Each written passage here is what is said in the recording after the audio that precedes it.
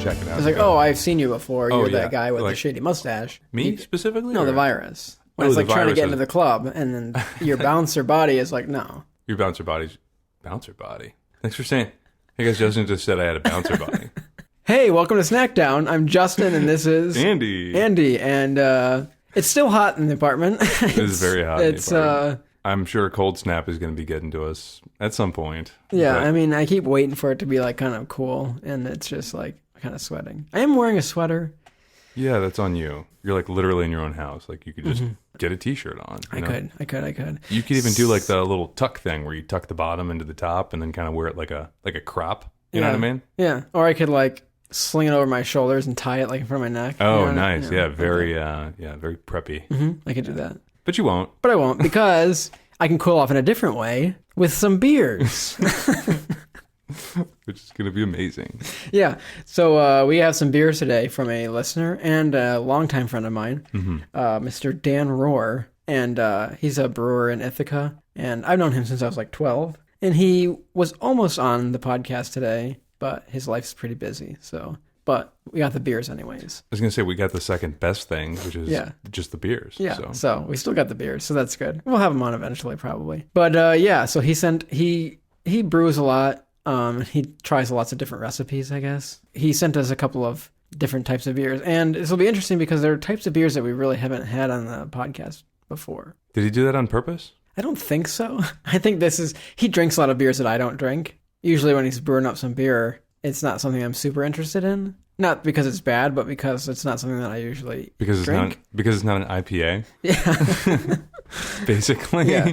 But, as we've learned, I've started liking other beers, basically because I've actually just been trying them. I just assumed I didn't like other beer, but, man, I've been really getting into the chocolate stouts lately. Have you? Yeah.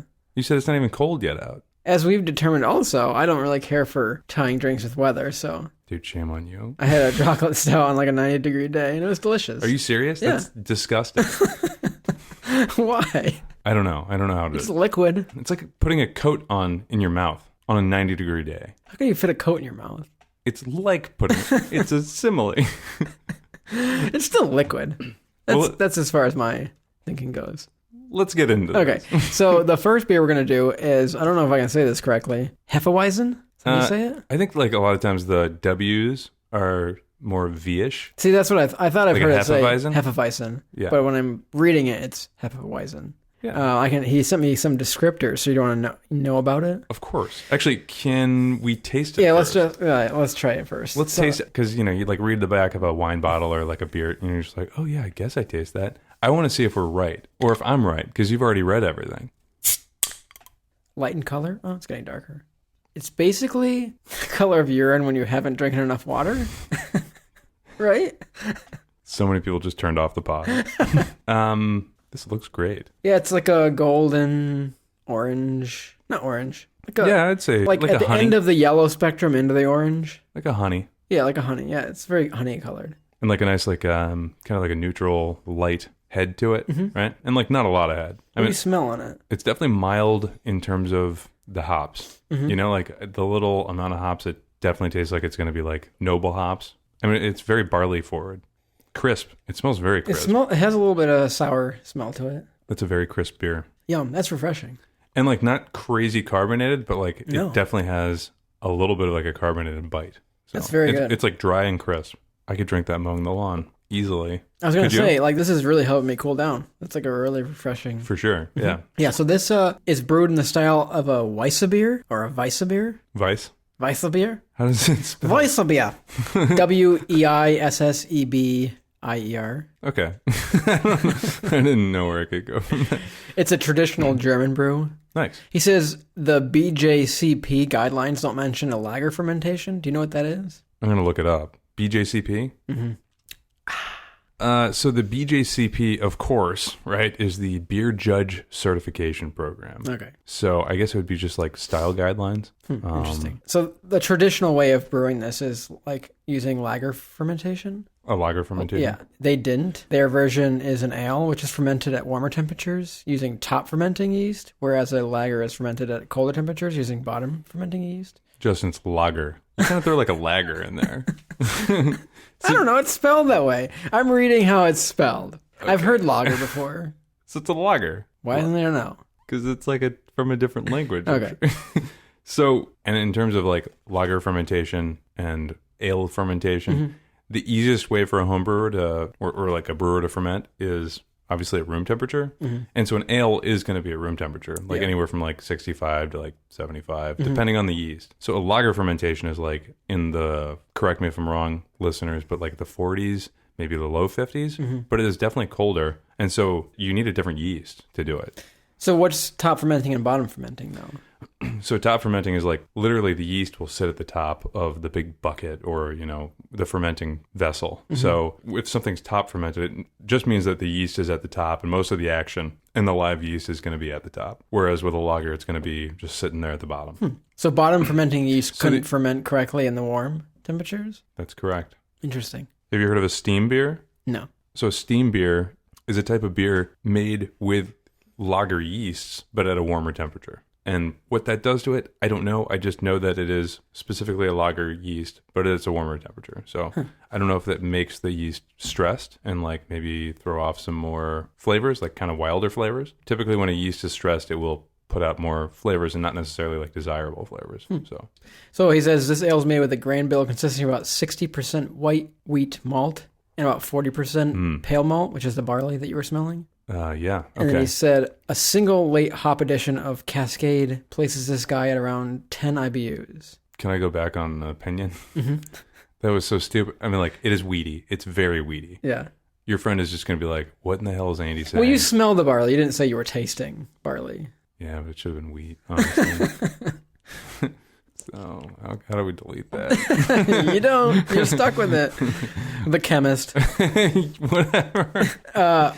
That was a long time ago. So to kick off the fermentation, we used a Munich strain of yeast. Typical Hefeweizen is more heavily carbonated. This is a great hot weather style, so of course the fall is a good time to enjoy it. The ABV is 5%. Nice. That comment about the hot weather fall is definitely for you. Thanks, dude. This is Dan, right? Dan didn't just make that comment for me, by the way. Oh, he did. Probably a true believer. Maybe. I think most people are, right? Like, you're not going to have acorn squash in the middle of the summer. But do they grow then, though? Probably somewhere. There's greenhouses I still everywhere. don't understand how a liquid is like swallowing a coat. Yeah, this is good. Not swallowing a coat, but just like something hot in your mouth that's like hot and thick and not thirst quenching in the middle of the summer. Don't send that near me. So just to accompany this beer tasting, I did go over to Geddes Bakery. I mean, Geddes Bakery certainly isn't like the highlight of this episode, but I got a couple things. One, I know Justin likes baklava, and I sure as heck do too. So I definitely got some baklava. I can't pass that up. I can't walk by a bunch of baklava and like not get it. And then I got something else that looks super weird. It looks like a dried out super slug. Yeah, it's like a big slug, or possibly a sausage that's been covered in white frosting. So it's an almond French horn. Can we put in like a French horn noise? Yeah. So what happens if I blow on it? Yeah, it didn't really sound like a French horn. But apparently it's got like an almond kind of cream or sort of filling on the inside. And then That's exciting. It's got pastry dough and then kind of just like a glaze on the outside. So when you said you got an almond French horn, I was thinking of, there's like a treat that you can visibly see like almond shell around it. You know what I'm talking about? Yeah, I do. I don't really know what it is, but I've seen it before in like pastries. It definitely has like just little bits of almond all over it. That's what I was imagining. And then I this saw was this like 100% not yeah, what it's like something from Tremors, like a baby tremor. It does. Like, shoot it in the head. Cool. That was not a quote from Tremors. I mean, I bet that there's a quote that says shoot it in the head. You probably quoted a lot of movies. Because there's like 6 Tremors movies. There's a lot of Tremors movies. And like now it's like Tremors like exclusively for like Sci-Fi Channel or whatever, you know. I think they made a Tremors show too, but I think the pilot didn't do well and it never got picked up. Tickle me surprised. How you can make an entire show just about like hungry worms in the ground. I mean, it's campy like as is. So it's like, how long could you do like campy for? Yeah. This is good. I really like those. I swear the people that came up with Tremors was like playing like The Floor is Lava. Yeah. And then they're like, this would be a great movie. Yeah. and like the people that really believe in the movie Tremors are like concreting everything. Yeah. Cool. I'm going to have a bite of this. Of the Tremor? Yeah. Oh, it's more solid than I would have thought. I kind of got like an end, so it's kind of boring right now. It's a little dry. I'm going to go in it further. You know what this tastes like? Were you going to say what it tastes like? No, I don't know. An Italian cookie. Yeah. Like those Italian holiday cookies. The frosting actually has an almond taste to it. Mm-hmm. But it's pretty like, good, though. I mean, that's like an almond flavor, but it definitely is spot on. What was in the middle of it? Like an almond filling. It's actually really good. What's in store for this next beer? What'd you pick? Labeled MP. Are we doing that one next? Let's go in order there, pal. The description list is lightest to darkest, so we'd have to do this one next. Okay. R? Like our pirate episode? Ah! My pants are wet. Oh my God. They went everywhere. My pants. You guessed it right, folks. This one's a little more carbonated than the last one. Yeah, I wasn't expecting that, and it got me. Just like a tremor would when you least expect it. So this one's got a little bit of a bigger head, but I don't know if that was my fault. No, I don't think you can like create. Yeah, there's a little bit of sediment. Yeah, not bad. So these bottles, if I'm guessing right, these are all bottle conditioned, meaning the brewer bottled it until it stopped fermenting, and then once it was done and transferred and what have you, you add a little bit of sugar right beforehand, and then you cap it after you add it into the bottle. And what that'll do is the yeast is still alive in there, and then that yeast will, eat a little bit more of the sugar, which will give it'll add like a little bit of a negligible amount of alcohol. But what it'll do is it also add a bunch of CO2 as like a waste product. So I missed something in the last beer because he didn't have it in the regular description, but he had it in the general one up here. The Hefeweizen was made with a coriander and bitter orange peel. I totally missed that. Yeah. I was like searching for it too. Missed it. Yeah, he has it up here in like these are the beers I sent you, but in like the bigger description, I didn't say anything about that. Can you guess what type of beer this is? It's got a real like sausage smell to it. It is spicy in some way, like not like a holiday spice. It's got a real sausage. It smells like salty pork. Dan's never gonna send us beer again. No, you're not smelling sausage? No. Very different from the last beer. It still tastes very European. Would I be right on about that? I don't know. Maybe not. So this is a red ale. Okay. He said him and his dad have always enjoyed a good red ale, so they designed their own. He says, when I designed this beer, I thought of the very slight funk of the English ale yeast. I would not call this a funky beer by any means, but I really can't describe the flavor that comes out here any other way. The grain bill consists of roasted barley and crystal malts, in addition to the base malts. Not to be confused with crystal meth. There's a meth to his madness. Yeah. Here, you see some of the yeast? Like, that's just kind of how it... Yep. Yeah, there's a little bit of yeast sediment. Like they come in like little balls almost. So East Kent Golding Hops gives this one a score of 27 IBUs, and the ABV is 5% again. I don't think I've ever had a red ale. I'm trying to think of like what a common known red ale would be. This is like a red ale that I might have had before, but it's way more yeast heavy than a red ale I've had before. Yeah. And I'm not sure if that's because things are bottle conditioned. But it's good. Yeah, it's good. It's got more carbonation than the other one, which I like. I like carbonated beers. How many IBUs did he say it was? 27. So the last one was 10. So yeah, I mean, this doesn't taste like... So like a pale ale is typically like between 20 and 40. This is definitely more hoppy than like the last beer that we had, but it's still not like super hoppy, right? This is definitely more grain heavy. It does not smell anything like it tastes to me. I'm still smelling like it tastes salt dry. and meats. Really? I don't know why. Yeah, I don't either. Pepperoni? No. Dan, your beer was gross. It tasted like pepperoni. Where's that pepperoni beer? Get that sausage beer? So Dan's like a lifelong friend almost, right? Yeah, I mean, well, that's going to end. I've been friends with him for 20 years now, so that's crazy.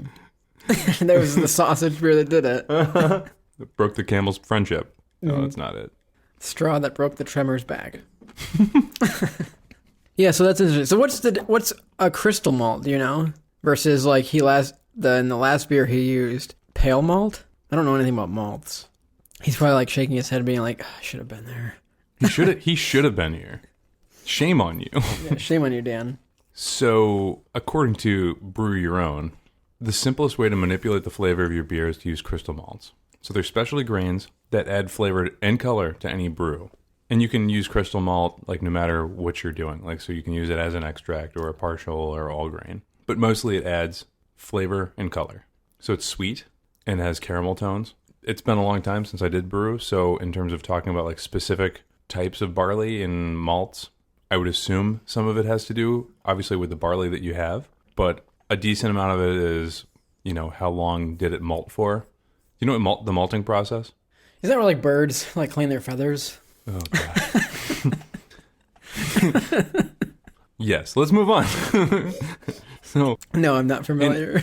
So the malting process, when you see a seed, right? And so then the beginnings of the stem, you know, as it's about to kind of punch through and sprout up, when it's going through that process, that seed is converting a ton of starch to like what we're using as fermentable sugars. And how you do it is the maltster, I think, is going to keep that seed at, you know, whatever temperature that they want it to be, at least for the malting process. And then they're going to add water to it and then take water away, and add water to it and take water away, almost to induce almost like a spring season, or like a season where, you know, the barley would, you know, otherwise grow and like kind of get ready to do it. So at a certain point, the person who is the maltster, I guess, is it a maltster? I don't know. It sounds like a nickname for someone. Oh, that old maltster. Hey, maltster. We call him the maltster. A lot of our nicknames involve English people. Oh yeah, they do. Hello, maltster. They're basically measuring kind of like where that barley grain is in terms of conversion from starch to fermentable sugar. You know, and then they can put it in the oven and get it to a certain temperature. It might dry it out a little bit. They might almost using it like coffee. Like, you know, do you like light roast, dark roast, or what in between? Or you can smoke it and have like a peat smoked barley, and then you can kind of pitch that in and have like a real nice smoky flavor to your stout or porter. So we didn't talk about the color of this, but it is actually pretty red. I mean, it's a little, now that we've gotten down farther, it's like a dark orange. Mm-hmm. It's good though. Yeah, it's slightly bitter, but it's got a good taste to it. It's definitely got some Great Britain vibes. Mm-hmm. You know? Yeah. Not like way old country, but definitely like new country. Yeah, definitely colony overlord feel. You know what I mean? Yeah. White wig. Yeah. White wig. White wig Britain. That's good. Yeah, it's good. I like that. Look at all that yeast I have. It's quite a bit. I could probably quite a bit. Oh, okay. Yeah, I mean, it's still not as much as like the nutmeg drink. No. That sediment was crazy. No. And brewer's yeast isn't bad for you. Yeah, this is just like... Some people use it as a dietary supplement. Did you know just that? A few floaties, which I think is fine. It's kind of like pulp. Yeast pulp. Yeast pulp. I really like... Now that we've gotten to the center of this almond thing, the almond horn or whatever it was. Way better. Yeah, there's like a moist layer. Mm-hmm. That's like really good. They really need to make this thing like circular, so it's all moist thing. All moist filling. Mm-hmm. All moist. Is there a little lemon in there? You taste lemon? No? You want to take a break? Get some forks? Get the baklava going? Rinse out some cups? We'll take a break. We'll start the baklava and we'll get into this last beer, which will be a darker beer, so maybe we should just rinse out our glasses. Yeah. Thank our sponsors. Our sponsor this week is Dan. Yeah. Thanks, Dan. Mr. Roehr. Yeah, you can actually go to his Instagram, which is Roehr Beer. It's Roehr beer. Oh, I wouldn't have gotten the E. Mm-hmm. Nice, Dan. Or if we're saying things like I am by reading it, it's Roehr beer. Roehr. Roehr. Roehr. All right, well, we'll catch you in a little bit. All right, bye.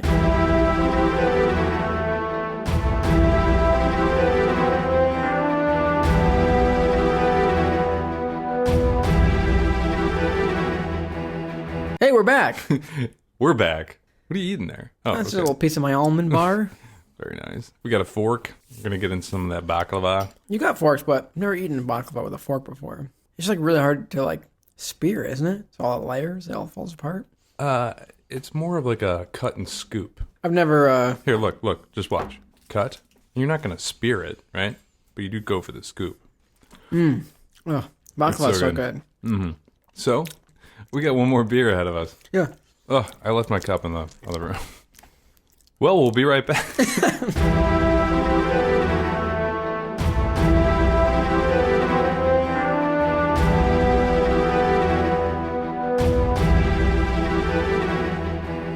Thanks for sticking around for that second break. Yeah. Actually, I got to go to the bathroom real quick. And we'll be right back. No. Well, you want to get into that beer? Yeah. So this last beer, it's got an MP on the label. I'll tell you what that is. in a minute. That was clearly your worst opening. It was very bad. So this is the darkest beer we've had yet. Oh, that's really carbonated. Very heady. Whoa. By the way, we're drinking these in tulip glasses, so shout out to our boy Marcus. He's a real glass man, if you will. Wow, that is very dark. Yeah. It's a very, very dark red, close to black. These are very carbonated. I'm not going to lie, like when I was pouring that, and we'll get more of a flavor when it's truly at our nose, but I kind of got like a licorice sort of smell off it. So you get a licorice smell. Well, that's not right. But let's look at what it is. Wow. So this last beer Hold on, dude. Let's take a smell and a sip. It's sour on the nose, for sure, to me. It's got like that skunky, like Heineken smell. Pretty smooth, though. I do taste what I know I'm tasting. Because you've already looked at it. Mm-hmm. I know, and it is. This is good. I want to say it's like a tiny bit smoky. You ready for this? Yeah. This is a maple brown sugar porter. This last beer is a variation of a porter that we make every year. A grain bill including black patent and chocolate malts gives us a nice, slightly smoky, malty sweetness. Cascade and Fugal hops produce an IBA rating of 35.7. What makes this version special is its locally produced maple syrup paired with brown sugar. So that's cool. So local maple syrup. A tasty porter made even better with some extra fermentable sugars. Needless to say, we're looking at ABV around 7%. Did you say needless to say? Or No, he said that. You are one with him now, though. It really kind of sounded like it was just flowing off of your tongue. I was trying to read it in like a... he's right here. Yeah. I can definitely taste the maple sugar, though. When I was like thinking of it. More like smoky than I would have thought, but I can't smell it. It makes me like hiccup a lot. There's a lot of carbonation in it. It is super dark. It's very dark. Not black, you but can't it's like... see through it at all. Yeah. It's not translucent. So this is a porter. Yeah. Justin, do you know the difference between a porter and a stout? No clue. Is this a joke? Sounds like a joke set up. No, it's not. Hey! You know the difference between a porter and a stout? Spelling. That's a very literal... So the beer connoisseur, would you consider that to be a reputable source? Yeah, sure. Well, it's still loading. Man, this baklava. Is baklava fall? Or what season would you say pin baklava in? Anytime but spring is what I would guess for baklava. No idea where that comes from. What do you mean? Why not spring? Well, because the honey's not made. Ugh. But you've picked things that are out of season all the time. I don't believe you anymore. Stop. I actually don't have the answer. I think I was right with the spelling. You're dead on with the spelling. It just says no one can agree what the difference is. So it's a loaded question. So that is a good setup for a joke because there's not like an exact answer. Right. So you can like fill in your blank there. So it looks like the head brewer at the new Ross Island Brewing in Portland, Oregon said that, maybe this is what he sounds like. I generally think of porters as being lighter in body and alcohol than stouts, with more of a chocolate character coming from highly kilned malted barley. And that's Karsten Haney, the head brewer. Oh, I knew that voice anywhere. Karsten. And then Karsten goes on. Stouts tend to be heavier in body with a more focus on coffee and roasted flavors from roasted barley or black malt. So you were saying the chocolate is more in the porter? I don't know. Stout? I just kind of just channeled him. So let me read that again. Yeah, and his eyes like turn all milky white, and he Karsten, 15 ghosts. They're coming back. Karsten's alive. And actually, this is quoted from Karsten in 1710. So porters are more highly kilned malted barley. So this is, I don't drink a lot of porters, but lately, like I said, I've had a lot more stouts. The porters are a lot more like funkier, like more sour, I would think. They taste more like, that like sour flavor of I said it before, like a Heineken. Like a skunk? I mean, that's the only way I can describe it. I really don't know what I'm tasting, but it's very like a skunky, soury taste. I taste more of that in the porter than I do in a stout. Not that that's, I don't know, what is a Heineken? I have no idea. It's a lager. It's a lager. Lager. Or a lager. This is so walnut heavy, this baklava. It's so good, though. Man, I love baklava. Does it pair well with this beer? Not sure. I think it does, actually. For sure. I was a little afraid of eating something so crazy sweet. But especially with this one, like the maple brown sugar, it kind of goes well. Although there's a possibility that we're missing out on some of the sweetness of this beer. Mm-hmm. It's very good, though. I would say all these beers from the Hefeweizen down to this one, I would say they've all been kind of lighter in body. Mm-hmm. Like even though this is dark and has like some smokiness to it, it still is a pretty light-bodied porter. Would you say? Yeah. They've all been like very refreshing beers. They're not like too heavy. Mm-hmm. So a good fall beer. Like even though the ABV and the IBUs have been going up with each beer, I still think that they're good fall beers. They're pretty refreshing. What's it called again? MP, right? Maple porter. It's a maple brown sugar porter. Mm. So there's maple syrup and brown sugar. Can I tell you what I've been on a big kick with? What? I really want to make cheese. You want to make cheese? Did I tell you about this? No. So I know a person who can get me a lot of milk, and I'd like to have a go at making some sharp cheddar. I would like to make some Snackdown brand sharp cheddar. What goes into making cheese? Oh, what goes into making cheese? Yeah. How much time do you have there, bud? A quick, like you take milk. You take milk, you bring it up to a certain temperature, then you add bacteria. That gets it real acidic, right? Then you add, I believe it's some sort of calcium. Then you add rennet. And so those three in combination and at different times curdles the milk, right? So then you're left with whey and then curd. So with cheddar cheese, specifically, you cut it, you slice it up, still in that big vat. You slice it up into a certain amount. And then once you slice it, or cheddar it, if you will, because that's considered cheddaring, then the whey starts to leave the curd even more and more and more. Interesting. So cheese is basically curdling milk in different ways. And then once you have getting that, rid of the whey. then you can do more with that cheese, cheese, like aging it to make other ones. Yeah. So what was your favorite beer? I'm trying to decide between the first and the last. I think I liked the first one just because it was very drinkable and very refreshing, and the bitterness units weren't as high. I like bitterness in my IPAs because I like that floral bitterness. I don't like the bitterness as much in like a porter and a stout, I guess. So I really like that first beer, but this one I like just because it had a really like complex taste, I guess. I like the smokiness with the maple syrup, brown sugar. So I'm going to say the first one. The Hefeweizen. So you say you don't like the higher IBUs in a stout or porter. What would you say would be your ideal brand of like a stout or porter if you had to pick one? No idea. Did you like that breakfast stout that we had, like Founders? Yeah, I like the Founders breakfast stout. I just want to tell you something because I don't want you to be swayed by the IBUs of that maple brown porter. So that Founders breakfast stout, 60 IBUs. 60? 60. That's twice as many as these. Yes, I know. I just wanted to let you know that. So I don't really know what I like in beer, I guess. I mean, I like looking at the science of beer. Yeah. I like kind of going down that route, but I like to use, the nice thing about beer is like it's kind of a good marriage of science and art or just flavor. Yeah. So what I don't like in beer is a sour or a skunky taste. I'm not sure how many people do a skunky flavor on purpose. I get that in a lot of like lagers and porters and stuff like that. Sometimes that skunky flavor is just the denaturing of the hop flavors. So it's not really on purpose. It might just be like storage or whatever. But like that's one thing I can't stand about like Heineken, which is like a popular lager. I mean, it's a cheaper beer, but so I've never had Heineken over in Europe. Not as traveled as you are, Justin. But I can tell you that I would assume that Heineken would taste a lot better over there than here. When we were in Europe, there was a guy that was wearing it just said HEI on it. And he's walking along. My dad's like, "What's high?" And the guy like stops and looks at him and is like, "Heineken." My dad's like, "Oh." I don't even know if I would have gotten it from the HEI. Although I think it said Heineken in small letters underneath it. My dad's so like into like other cultures.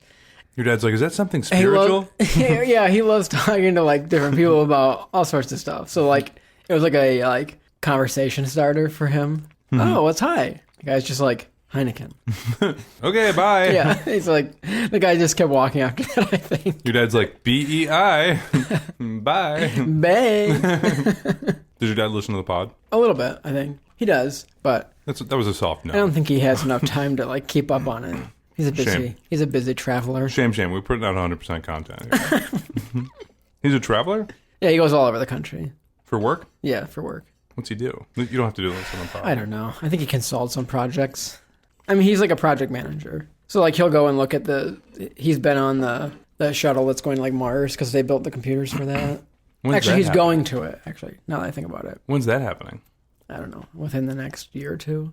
What year is it? You didn't know this? Hey, everyone, here's a random conversation about space. All I know about space is that it does, like, horrible things to your body. Mm-hmm. And being in space for a year and a half, I don't think everyone's been in space that long. Like, our head wants gravity, you know? It's just so bad for your muscles. Mm-hmm. And like, think about gravity. Like, our bodies are made, and our circulatory system is made so that we have a certain amount of blood that is actively going down, back to our heart because of gravity. Well, it's like the opposite of bed sores. So bed sores, when you're putting pressure on your skin for too long. Yeah, so there'd be like not enough pressure. So there's no pressure for the whole time you're in space. I guess it's bad for your bones too. I wonder if they wear like skin pressure suits. I know they have to. I think they're a little bit better now. I think they exercise a lot more than they used to. Mm-hmm. Because I think the people that were going up, in the early days of space flight, like International Space Station. Yeah, they would go up and back. They'd do several visits into space, and then they were having all these health problems. So now I think they do like exercise bikes and stuff like that. But like you were saying, I don't think your blood flows the same way, and it's just not. So I can't imagine being in space for a year and a half, and I cannot imagine the first time you're back in gravity, what it would feel like. Have you ever jumped on a trampoline? Yeah, I love trampolines. Do you ever jump on solid ground after that, and it feels like... like it would be like the jumping version of like going on like a treadmill, like you get off a treadmill and you're like, whoa. Yeah. It'd be like that. That'd be a horrible feeling. Yeah. I would hate gravity at that It is just crazy if you get off a trampoline and then try to jump. You feel like you're wearing like 1,000 backpacks and that you like can't jump like high at all. I can't imagine being so used to no gravity after a year and a half. Do you know what the gravity on Mars is versus Earth? What? 38%. That's awful. Yeah. Right? Mm-hmm. So Mars is 38% what Earth's gravity is. Mm-hmm. The moon is 17%. So you're a little better off going to Mars than the moon. That's cray. It is. Well, cool, man. This was good. Cool. Yeah. It's delicious. Yeah. Everything was good. Thank you, Dan, for sending the beers. So what was your favorite? You didn't answer. I would have to say the Hefeweizen. Yeah, so we both like the Hefeweizen. I liked the maple brown sugar. I gotta say, and I gotta be honest, I like them a little more higher gravity. Mm-hmm. As like the final gravity. Yeah. Like I want it to be a little thicker than a bowl of oatmeal. Thicker than a bowl of oatmeal. But you can't drink thick beers in summer, right? Of course not. Because that's sacrilege. Yeah, because that's like me drinking my 90-degree out. Your coat. Chocolate stout. Drinking your own coat. Drinking my own coat. So we both like the Hefeweizen. Yeah. I think the red ale was good. I just don't think I'm a red ale guy. I'm not either. I mean, they're nice, and I think this is the perfect season to sip on them. Yeah. Or I think of like an Irish like red ale. Mm-hmm. So maybe St. Paddy's Day is the best time to sip on it. Which is usually still extremely cold up here in central New York. You know where the biggest St. Paddy's Day party is in the United States? Where? Savannah, Georgia. Really? You want to know why? Why? I don't know any other good reason other than the fact that there's no container laws. Oh, yeah, that makes sense. Yeah. You can just walk around. You can get a beer. You can go to a bar and get a beer to go. Wow. That's insane. That is crazy. Yeah. Anyway, so if you're in Savannah, get a beer to go. Get a beer to go and listen to our podcast. Really, just kind of like just mass download our podcast, really wherever you are. Yeah. As long as you're listening. That's what we care mostly about. So this is a good time to announce next week is a special episode. Oh, yeah. So what's next week? Ooh, it's Halloween. Spook-Halloween. So we're going to do a great episode. And we have a special guest. Should we say? No. Let's hold off. We'll dangle it in front of you like a carrot. We have another special guest. A spooky carrot. Sorry. And so yeah, it'll be good. And we will be releasing on Thursday. So yes, don't we're going freak to release on Halloween. Yeah. So don't just start like burning, like having like a dumpster fire or anything like that because you thought it was Friday already. Mm-hmm. If you see this, and really you shouldn't be like judging what day of the week is, but just by our podcast being released. And we're consistent. Like you need to figure out some other sort of things like a calendar or something to like really judge what your Friday is. Yeah. But don't freak out because this will be released on Halloween. Yep, this is going to be our first like early release. Mm-hmm. And our second themed episode. I think the first one went well. You mean the pirate one? Yeah. Wow. Can't believe we popped that bubble. So good. on the pirate one. Maybe every year we should do it. It's like an annual pirate. So out of context. Yeah. Well, thank you for listening. Yeah, thanks for listening. Thanks for the support. for whatever you've done, whether it's listening or sharing. We appreciate it. And thank you, Dan. Thank you, Dan. And others like you for bringing food to us. Yeah, and if you want to send us us stuff, we'll shout your name out. So if that's enticing to you. We'll shout your name out so loud that the neighbors really don't like it. Yeah. Dan! Dan. Dan. All right, I'm done. Yeah. So if you want to send us stuff, we'll shout you out. I'm not going to lie. I think I've got like a little bit of like walnut. Do you hear that? Yeah. That's like a walnut shell. It sounds like you're just like chewing on your own teeth. Gross. Anyway, sorry, you can do the readout. Yeah, all right. Thanks for listening today. Follow us on Facebook, Instagram, and Twitter. And you can find this episode and others like it on iTunes, Spotify, and Apple Podcasts, and a bunch of other places. And you can go to our website at www.snackdownpod.com. Snacks time, it'll be Halloween. You sounded like horses on that. Yeah. All right, see you later. All right, thanks, guys. Bye. Bye.